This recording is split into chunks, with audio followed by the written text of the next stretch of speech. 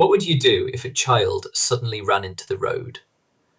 An emergency stop can happen at any time. In this video, you'll learn exactly how to perform one safely and what driving examiners expect during your driving test.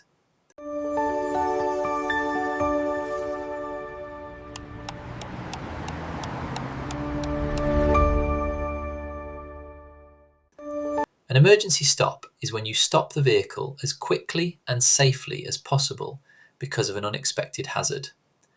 During your driving test, the examiner may ask you to perform one.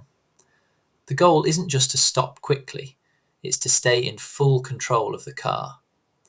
The moment you see the hazard, come off the accelerator immediately and move your right foot firmly onto the brake pedal. If you're driving a manual car, press the clutch just before the engine stalls or as the vehicle comes to a stop. This prevents the engine from cutting out while maintaining maximum braking. Once the vehicle has stopped, apply the handbrake. Select neutral if appropriate and wait for the examiner's instructions before moving off again. Common mistakes include braking too gently, releasing the brake too early, forgetting the clutch in a manual car, or taking your eyes off the road. Stay calm, keep looking ahead, and keep full control of the vehicle.